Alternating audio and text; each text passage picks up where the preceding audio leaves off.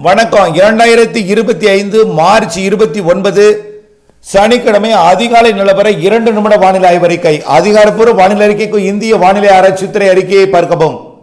வங்கக்கடலுக்கு மேலே உயரழுத்தம் நீடிக்க கடிகார சுற்றில் சுழன்று வரும் உயரழுத்த குளிர்காற்று கடல் மேற்பரப்பிலே படத் தொடங்கி இலங்கை மற்றும் டெல்டா மாவட்டங்கள் மற்றும் தென்கடலோரம் வழியாக வட உள் மாவட்டங்கள் வடகடலோர மாவட்டங்கள் நோக்கி பயணிக்கிறது. இது உள் மாவட்டங்களுக்கும் தென் உள் மாவட்டங்களுக்கும் வெப்பநிலையை பகலிலே உயர்த்தும், இரவிலே குறைந்தபட்ச வெப்பநிலையை மிகவும் குறைக்கும். அதன் அடிப்படையில் இன்றைக்கு உச்சபட்ச வெயில் நேற்றை விட கூடுதலாக இருக்கும். சென்னைக்கு கூட 104 டிகிரி வெப்பம் பதிவாக வாய்ப்பு இருக்கிறது.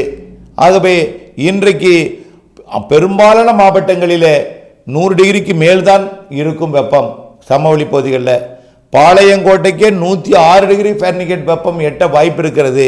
சென்னைக்கு 104 டிகிரி ஃபாரன்ஹீட் வெப்பம் எட்ட வாய்ப்பு இருக்கிறது. குறிப்பாக மீனம்பாக்கம்.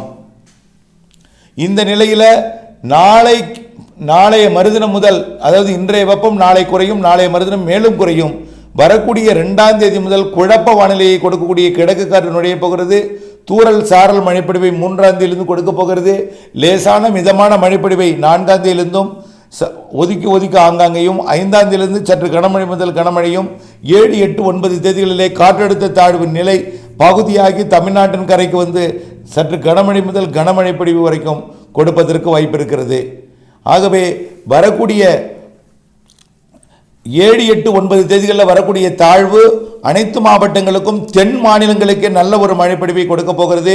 இப்படி சித்திரையில் மழையும் இருக்கிறது, வெயிலும் இருக்கிறது. மழை சராசரிக்கு கூடுதல் இருக்கிறது, வெயில் சராசரி இருக்கும். ஒரு சில நாட்கள் உக்கிரமாக இருந்தாலும் மாதம் முழுவதும் இருக்காது. விரிவான அறிக்கையை பார்த்து பயன்பெறுக.